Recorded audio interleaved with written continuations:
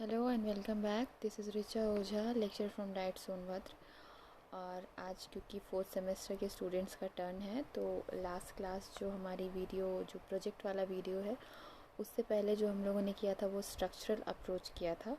उसके बाद जो नेक्स्ट है सिचुएशनल अप्रोच, जिसको उसमें लिखा हुआ है structural come situational technique, but that is actually an approach. तो आज हम सिचुएशनल जो अप्रोच है वो डील करेंगे इस वीडियो के थ्रू। तो सबसे पहले जो हम बार बार कहते हैं कि आपको मीनिंग कैसे रिड्यूस करना है, सबसे पहले उसका जब नाम सुनते हैं उसको तोड़ के, जो वर्ड है उसको तोड़ के उसका पहला जो मीनिंग है आपको डिड्यूस करना है, निकाल लेना है। तो ये क्या कह रहा है? Situational approach. सबसे पहली बात, ये मेथड नहीं है, ये अप्रोच है। आपको मेथड और अप्रोच का अंतर बहुत अच्छे से पता है कि जो एक मेथड होगा इसका कोई ना कोई एक अप्रोच ज़रूर होगा, लेकिन एक अप्रोच के कई मेथड्स हो सकते हैं। अप्रोच जो है मेथड के पीछे की फ़िलॉसफी होती है। ठीक है, इसमें बहुत ज़्यादा नहीं जाएंगे क्योंकि पहले इस पर डिस्कशंस हो चुके हैं। अप्रोच है ये सिचुएशनल, यानी कि इसमें सिचुएशन के थ्रू आप लैंग्वेज लर्निंग कराएंगे बच्चों की, इंग्लिश लैंग्वेज लर्निंग। चलिए, ये तो बहुत बेसिक सी मीनिंग अब हम निकाल के ले आए। अब हम आगे देखेंगे कि एक्चुअली ये अप्रोच कहता क्या है। तो सबसे पहले है, this approach basically tries to teach English as the child learns his own mother tongue. जैसे बच्चा अपनी मातृभाषा जो जन्म से वो सीखता है बोलना, जिस मेथड से वो सीखता है, इंग्लिश भी उसी मेथड से सिखाई जानी चाहिए, ऐसा ये सिचुएशनल अप्रोच मान के चलता है। तो ऐसी कौन सी चीज़ें होती हैं मदर टंग लर्निंग में जो कि हमें कॉपी करने की ज़रूरत है इंग्लिश लैंग्वेज लर्निंग के लिए? तो सबसे पहली चीज़ है, every item of mother tongue is learned in a real situation. जैसा कि अगर आपको याद हो, जो डायरेक्ट मेथड है वो भी यही कहता था कि चीज़ों को आपको मदर टंग की हेल्प से ना सिखा के रियल लाइफ सिचुएशंस के थ्रू सिखाया जाना चाहिए। तो मदर टंग आप कैसे सीखते हैं? रियल लाइफ सिचुएशन के थ्रू। जैसे कि अगर आपको सोना है, सोना अगर आपको सिखाना है, हिंदी मान लीजिए आपकी मातृभाषा है, जब आप छोटे से होंगे, छोटा बच्चा आपके घर में है, तो उसको सोने की मीनिंग्स अलग से सिखाने की ज़रूरत नहीं पड़ती। उसको आप ये नहीं सिखाते स में ओ की मात्रा सो, न में आ की मात्रा ना, सोना, इसको इंग्लिश में स्लीप कहते हैं। बिल्कुल नहीं, आप सोते हैं, उसको आप सुलाते हैं आँख बंद करके, रात को सो जाना मतलब सोना, वो सीख जाता है रियल लाइफ सिचुएशन। और फिर इसके बाद क्या है, what ever the child understands and expresses is connected with his own life.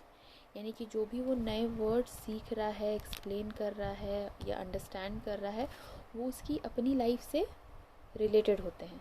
जो बच्चा है उन्हीं वर्ड्स को सीखता है जो उससे पहले रिलेटेड होते हैं।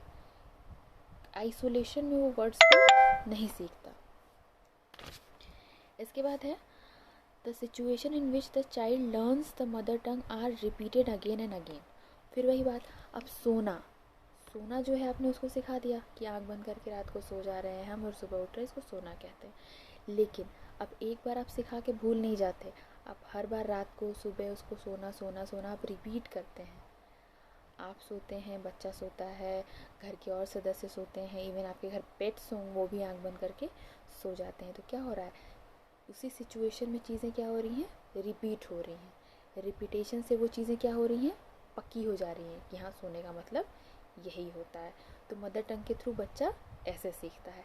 अब सिचुएशनल अप्रोच यही चीज़ इसी मेथड से क्या करेगा, इंग्लिश सिखाएगा। कैसे? From these points it can be concluded that the second or third language as English should also be taught by forming links between new words and real situations. वही चीज़ कि new words या new structure आप सिखा रहे हैं तो उसको real life situations के साथ लिंक करके, जोड़ करके सिखाएं। ठीक है, इसके बाद the problem is how to create a real situation in the classroom. Obviously हर चीज़ या हर कंटेक्स्ट का आप रियल लाइफ सिचुएशन क्रिएट नहीं कर सकते।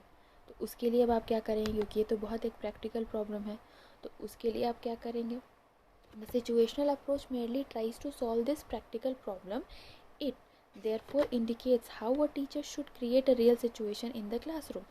ये आपको सजेस्ट करता है कि क्लासरूम में ही कैसे आपको रियल लाइफ सिचुएशन को क्रिएट कर देना है। तो इसका सबसे जो पहला एक उदाहरण हो सकता है कि आप उन्हीं चीज़ों को सिखाइए, प्राइमरीली उन्हीं चीज़ों को सिखाइए जो क्लासरूम सिचुएशन में अवेलेबल हो, यानी कि जिनका कॉन्टेक्स्ट आप क्लासरूम में ही दे सकते हों। ऐसी चीज़ों से शुरुआत कीजिए, ऐसे जो नए वर्ड्स हैं उनको इंट्रोड्यूस कीजिए। फिर अब कोई भी पर्टिकुलर जो सिचुएशन है वो क्लासरूम में कैसे क्रिएट की जा सकती है, तो इसके लिए हम किन चीज़ों की हेल्प ले सकते हैं। तो ये कहता है अ पर्टिकुलर सिचुएशन में be created in the classroom by use of maps, pictures, various objects, actions और by drawing on the black board. यानी कि जो चीज़ें अवेलेबल नहीं है उससे रिलेटेड आप टीचिंग एड्स भी यूज़ करते हैं, ब्लैक बोर्ड पर उनको ड्रॉ कर सकते हैं और कोई मैप दिखा सकते हैं, कोई पिक्चर दिखा सकते हैं, या कई ऐसे ऑब्जेक्ट्स हैं जो आपको क्लासरूम में रेडीली अवेलेबल होते हैं। उन सब की सहायता से आप एक कॉन्टेक्स्ट, एक सिचुएशन जो है वो क्रिएट कर सकते हैं। अब चूँकि अब हमने इसकी थोड़ी सी बात कर ली, तो ये जो मेथड है या सॉरी ये जो अप्रोच है वो आया कहाँ से। तो एक महाशय हैं हॉर्नबी, HORNBY, इन्होंने इस टर्म को पहली बार यूज़ किया। एक उनका आर्टिकल आया था, पब्लिश हुआ था ELT में 1950 में। उन्होंने इस जो सिचुएशन अप्रोच है, सब सिचुएशनल अप्रोच है, उसको पहली बार यूज़ किया। अब हम देखते हैं इसकी जो मेन कैरेक्टरिस्टिक्स यानी कि इस अप्रोच की जो विशेषताएं हैं वो कौन कौन सी हैं। तो सबसे पहले है the teacher introduces new words incidentally in the class. और इन सबसे भी पहले स्पीच, यानी कि सबसे पहले जो आप इंट्रोड्यूस कर रहे हैं किसी चीज़ को थ्रू स्पीच, बोल के। और structure of word should not be presented in isolation, यानी कि जैसे ये बोल रहा है कि हर चीज़ सिचुएशनल, हर चीज़ का कॉन्टेक्स्ट होना चाहिए। जो क्लासरूम में आप सिखा रहे हैं उसके कॉरेस्पॉन्डिंग आपके पास रियल लाइफ सिचुएशन होना चाहिए। तो कोई भी चीज़ या कोई भी वर्ड या कोई भी स्ट्रक्चर आप आइसोलेशन यानी कि ऐसा नहीं सिखाएंगे जिसका कि उनके आसपास की परिस्थिति से कोई लेना देना ना हो या उससे कनेक्टेड ना हो। ठीक है। इसके बाद है the teacher introduces new words incidentally in the class. Obviously आप क्लास में न्यू वर्ड्स को इंसिडेंटली इंट्रोड्यूस करेंगे। इसका मतलब जो आपने एक सिचुएशन दी हुई है उसके अकॉर्डिंग आप विथ ईज़ उस चीज़ को आप इंट्रोड्यूस करेंगे।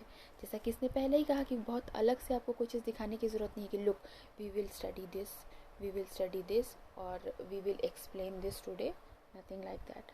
आप बहुत बहुत ईजी वे में कोई चीज़ इंट्रोड्यूस कर देंगे। फिर आगे क्या करेंगे, Many opportunities are offered to the learners to associate meaning of new words with corresponding situations। अब आपने new words जो है वो तो प्रोवाइड कर दिए, corresponding situation भी आपको प्रोवाइड करना है। तो आप उनको बहुत सारी ऐसी अपॉर्चुनिटीज़ देंगे, बहुत सारे ऐसे मौके उनको देंगे, बार बार देंगे, जिससे कि वो जो रियल लाइफ सिचुएशन है और वो जो न्यू वर्ड है उनको वो आपस में एसोसिएट कर पाएँ, जोड़ पाएँ। ठीक है। इसके बाद appropriate materials are used to create proper situations। obviously proper situation आपको create करना है, उसके लिए आपको teaching aid या material aid की ज़रूरत पड़ती है। इसके बाद constant repetition is stressed। जैसा कि ये कह रहे हैं क्योंकि मदर टंग जिस मेथड या जिस अप्रोच से बच्चा सीखता है उसी अप्रोच से आप उनको इंग्लिश लैंग्वेज सिखा रहे हैं, तो repetition is a must. Repetition जो है बार बार होना चाहिए। इसके बाद several examples are given in a short period। आप बहुत सारे एग्जाम्पल्स बहुत छोटे पीरियड ऑफ टाइम में देते हैं। फिर the teacher puts a lot of questions about the created situation and himself answer them. जब आप सिचुएशन प्रोवाइड करेंगे तो आप क्वेश्चंस पूछता है, जो टीचर है वो क्वेश्चंस बहुत सारे पुटअप करता है, राइज करता है, लेकिन उसके आंसर्स बच्चों से नहीं लेता है। शुरू में वो खुद बहुत सारे क्वेश्चंस करता है, खुद उनके आंसर देता है स्टेटमेंट के फॉर्म में। जब वो चीज़ बार बार रिपीट कर चुका होता है फिर वो जाके बच्चों से कोई क्वेश्चन पूछता है। ठीक है। इसके बाद revision is another important thing, वही चीज़ है रिपीटिशन वाली। The chain of action of the teacher is unbroken. Chain of action of the teacher is unbroken मतलब जिससे रिलेटेड आप एक्शंस या बोल के आप या जो स्टेटमेंट्स आप दे रहे हैं वो अनब्रोकन होना चाहिए। ऐसा नहीं कि आप जैसे कोई सिचुएशन आपने दिया, आपने ब्लैक बोर्ड पे क्या ड्रॉ किया, फ्रूट ड्रॉ कर दिया और आप उनको सिखा रहे हैं, look this is an apple, Apple is red, Apple is also green या समथिंग। बहुत सारे ऐसे कुछ सिचुएशन आपने क्रिएट किए, उस एप्पल के बारे में आप उनको बता रहे हैं। बीच में आपको कहीं से कोई दूसरा चीज़ ऐड नहीं करना है। जो आपके एक्शंस होंगे वो अनब्रोकन होने चाहिए। पहले वो अनब्रोकन मतलब बीच में आप उसमें कहीं से और कुछ नहीं घुसाएंगे या उनकी तारतम्यता जो है वो नहीं टूटेगी, तभी वो चीज़ जब आप बार बार रिपीट करेंगे तो वो उनके दिमाग में स्थायी होगी। ठीक है, इसके बाद अब इसका हम प्रोसीडियर देखते हैं। एक एग्जाम्पल जो जिस बुक का मटेरियल हम आपको सेंड करेंगे उसमें एक एग्जाम्पल दिया हुआ है। अभी हम उसको नॉर्मली ऐसे बता दे रहे हैं, आप उसको एक बार पढ़ेंगे तो आपको और अच्छे से समझ आ जाएगा। तो उसमें वो प्रोसीडियर उसने बताया है कि अगर आप एक क्लासरूम में जाते हैं, सिचुएशनल अप्रोच से अगर आप सिखा रहे हैं इंग्लिश लैंग्वेज, तो एक सिचुएशन कैसे बन सकती है। तो सबसे पहला उनका स्टेप है presenting new vocabulary and syntax, that is objects of the classroom can be presented as follows. यानी कि जो प्रोसीडियर इन्होंने पहला बताया कि उसमें आप न्यू वोकैब, न्यू वर्ड और न्यू सिंटैक्स, यानी कि कोई वाक्यों की संरचना जो आप सिखाना चाहते हैं या जो वर्ड आप सिखाना चाहते हैं उसको आप प्रेजेंट करेंगे सबसे पहले। कैसे? क्लासरूम सिचुएशन में जो सीखा जा सके, जिसको उससे एसोसिएट किया जा सके। तो सबसे पहले फॉर एग्जांपल अब टीचर, अब हर क्लास में ब्लैक बोर्ड होगा ही, वाइट बोर्ड होगा ही, और टेबल चेयर ये तो होगी ही। तो टीचर क्या कह रहा है? इट इज़ अ टेबल, यह एक टेबल है। ध्यान रहे आप उसमें ट्रांसलेट करके नहीं पढ़ाएंगे, ये सिर्फ हम एक्सप्लेन करने के लिए बता रहे हैं। टीचर क्या कह रहा है? It is a table, I am pointing to the table. यानी अब उसने पहले आपको सिखाया कि यह जो एक वस्तु है ये टेबल है। I am pointing to the table यानी कि हम जिसकी बात कर रहे हैं वो एक टेबल है। I am standing near the table, वो एकदम पास में है, यानी नियर का मतलब भी उसने यहीं पे सिखा दिया। आई एम स्टैंडिंग मतलब मैं खड़ा हूँ या खड़ी हूँ उसके पास, टेबल के पास। तो उसमें अब 3 सेंटेंस उसने बोला, उसमें उसने क्या क्या सिखाया होगा। दिस इज़ अ टेबल, ये जो एक ऑब्जेक्ट है वो टेबल है। I am pointing to the table, मैं टेबल के साइड पॉइंट कर रही हूँ। I am standing near the table, यानी कि जब आप नियर यूज़ कर रहे हैं तो आप पास में हैं, स्टैंडिंग आप खड़े हैं। ठीक, 3 सेंटेंस से उसने इतना बताया। फिर अब थोड़ा उसको चेंज करेगा, कॉन्टेक्स्ट वही रहेगा लेकिन उसको चेंज करेगा। क्या करेगा? That is a black board. अब बच्चा सीखेगा कि दैट इज़, दिस इज़ क्या होता है, जो एकदम पास में है उसको दिस इज़, जो थोड़ा दूर में है वो that is. That is a black board, that is a black board. I am pointing to the black board. अब जब हम यहाँ ऐसे पॉइंट कर रहे हैं तो हम ब्लैक बोर्ड को पॉइंट कर रहे हैं, तो उसने पॉइंट करने का मतलब सिखा दिया।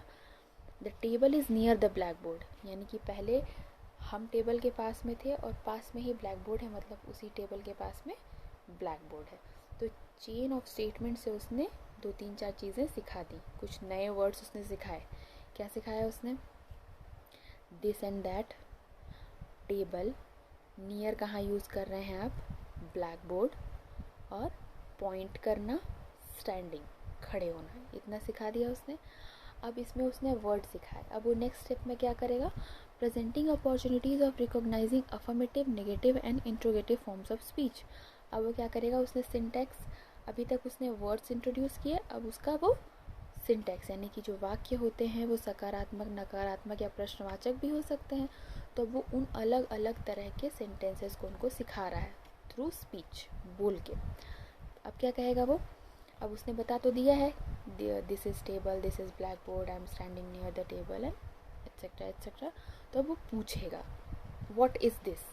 अब चूँकि बच्चों को पता है कि पॉइंट करने का मतलब क्या है, तो किसी चीज़ को पॉइंट करेगा और वो पूछेगा व्हाट इज़ दिस। सपोज़ यहाँ पे ब्लैक बोर्ड है जो कि है नहीं, अब उसने यहाँ पे किया व्हाट इज़ दिस, फिर उसका आंसर वो दे रहा है this is a black board. Suppose यहाँ पे टेबल है तो उसने पूछा व्हाट इज़ दिस, खुद से वो जवाब देगा दिस इज़ अ टेबल।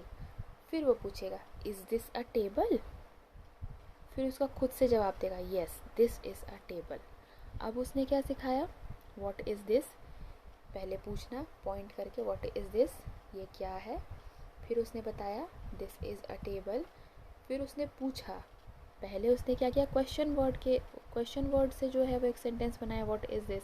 अब वो is this a table, helping verb को शुरू में ले जाके एक प्रश्नवाचक वाक्य बना रहा है। आपको पता है इंटरोगेटिव सेंटेंसेस 2 तरीके से बनाए जा सकते हैं। इज़ दिस अ टेबल, अब वो रिप्लाई करना भी सिखा रहा है, yes this is a table. अभी टेबल के कॉन्टेक्स्ट में उसने बात कर लिया, लेकिन चेन जो है टूटनी नहीं चाहिए। फिर वो क्या करेगा? Am I pointing to the table, क्योंकि पॉइंटिंग का मतलब उसने बता दिया है। Am I pointing to the table, और अगर हम टेबल के साइड पॉइंट कर रहे होंगे तो हम उसका जवाब क्या देंगे, yes I am pointing to the table. फिर नेक्स्ट आइए, are you pointing to the table. अब बच्चों के बारे में बोलेगा, are you pointing to the table, बच्चे तो पॉइंट कर नहीं रहे हैं, तो no you are not pointing to the table. अब उसने क्या सीखा कि जो पॉइंट कर रहा है उसको कैसे बोलना है, yes I am pointing to the table, और जो पॉइंट नहीं कर रहा है उसको कैसे बोलना, नो ही इज़ नॉट या you are not pointing to the table. फिर नेक्स्ट एक सिचुएशन इसमें क्या दिया है, व्हाट इज़ दैट, किसी चीज़ को पॉइंट करके उसने पूछा व्हाट इज़ दैट, फिर उसका जवाब उसने दिया that is a black board. फिर अगर हम उसमें पॉइंट कर रहे हैं तो हमने पूछा am I pointing to the black board, अगर हम पॉइंट कर रहे होंगे तो वो बोलेगा, तो वो खुद से बताएगा, यानी कि जो टीचर है अगर पॉइंट कर रहा है ब्लैक बोर्ड के साथ तो वो इसका रिप्लाई खुद ही देगा, yes I am pointing to the black board. तो ये देखा आपने चेन ऑफ स्टेटमेंट्स थे, जिससे उसने सबसे पहले वर्ड सिखाए, इसके बाद फिर सेंटेंसेस का कंस्ट्रक्शन सिखाया कि कितने तरह के जो सेंटेंसेस है वो हो सकते थे। अब मान लीजिए हमने इंटरोगेटिव और अफर्मेटिव नेगेटिव सिखा दिया, अब हम चाहते हैं इम्परेटिव सिखाना इसी सिचुएशन में, तो कैसे सिखाएंगे, सबसे पहले तो जो हमने सिखाया उसको रिपीट करेंगे बार बार, रिपीटेशन ऑफ दो स्टेटमेंट्स। फिर using imperative the teacher now order students to perform some activity and he himself और she herself gives statements. Sorry, अब चूँकि जो 3 तरह के सेंटेंसेस थे उन्होंने बार बार रिपीट किए, इसके बाद अब आप चाहते हैं इम्परेटिव सेंटेंस भी सिखाना, तो इम्परेटिव में एक जो होता है ऑर्डर करना भी होता है। तो पहले वो क्या कहेंगे, किसी मान लीजिए किसी बच्चे का नाम सुरेश है तो वो बोलेगा Suresh stand up and go near the black board. अब नियर द ब्लैक बोर्ड बच्चे को पता है क्योंकि आपने पहले बताया नियर आप कहाँ यूज़ करते हैं, जब आप पास में उस चीज़ के होते हैं वहाँ पे आप नियर यूज़ कर रहे हैं। सुरेश स्टैंड अप, अब आपने उसको बोला खड़े होने को, go near the black board. अब चूँकि टीचर ने बोला है, ऑर्डर दिया है, तो उसको जाना ही है, वो जाएगा ही। फिर एक स्टेटमेंट आपने दिया Suresh is going near the black board, क्योंकि वो निकल चुका है वहाँ पास में जाने के लिए, तो Suresh is going near the black board. फिर सवाल भी पूछ रहे हैं is he going near the black board, क्या वो वहाँ जा रहा है, तो yes he is going near the black board. तो क्या किया आपने, एक चेन ऑफ स्टेटमेंट्स बनाया, कॉन्टेक्स्ट एक ही था, सिचुएशन एक ही था, लेकिन आपने इतनी सारी चीज़ें सिखाई, लेकिन बार बार रिपीट करके। पहले सिर्फ और सिर्फ आप रिपीट करेंगे, फिर आप बच्चों से एक्सपेक्ट करेंगे। इतना बताने के बाद, इतना आप टीचर द्वारा रिपीट करने के बाद, अब जो बारी आएगी to put questions to the class.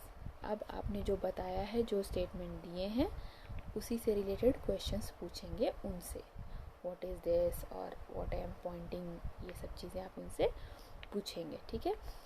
उसमें से मसलन इज़ दिस अ टेबल, क्योंकि आपने उनको क्वेश्चन प्रश्नवाचक वाक्य भी सिखा दिया है, टेबल भी उनको पता है बिना मदर टंग का यूज़ किए, इज़ दिस अ टेबल, जिससे आप पूछेंगे, अगर वो टेबल के साइड आप पॉइंट कर रहे होंगे तो वो बोलेगा yes this is a table, और अगर आप ब्लैक बोर्ड के साइड पॉइंट कर रहे हो और पूछ रहे हो इज़ दिस अ टेबल, तो बोलेगा no this is not a table, ठीक है।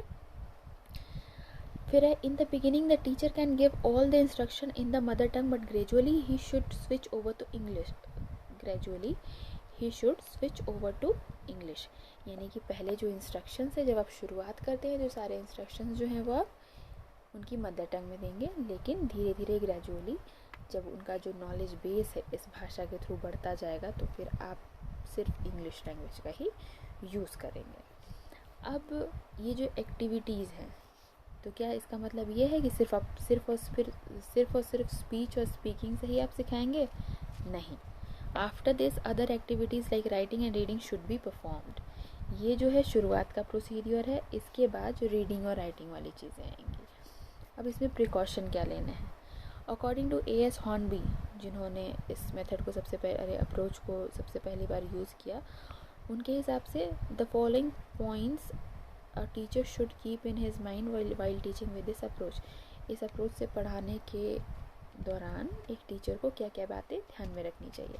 तो उसमें सबसे पहला है all new words must be presented clearly to the class in situation that make their meaning clear, यानी कि जो भी आप वर्ड्स प्रेजेंट कर रहे हैं क्लास में वो आप क्लियरली प्रेजेंट करेंगे और उन्हीं सिचुएशन में प्रेजेंट करेंगे जिसके थ्रू उनकी मीनिंग क्लियर हो। कोई भी चीज़ आइसोलेशन में अलग से आप प्रेजेंट नहीं करेंगे, सारी चीज़ें अकॉर्डिंग टू सिचुएशन प्रेजेंट करेंगे। फिर the amount of new material in each period must be limited to what can be assimilated by students, यानी कि जो न्यू वर्ड्स या न्यू सिंटैक्स सिखाने का जो अमाउंट है वो बच्चों की कैपेसिटी के हिसाब से ही होना चाहिए। एक दिन में बहुत सारा नहीं करना है आपको, थोड़े थोड़े से शुरुआत करनी है।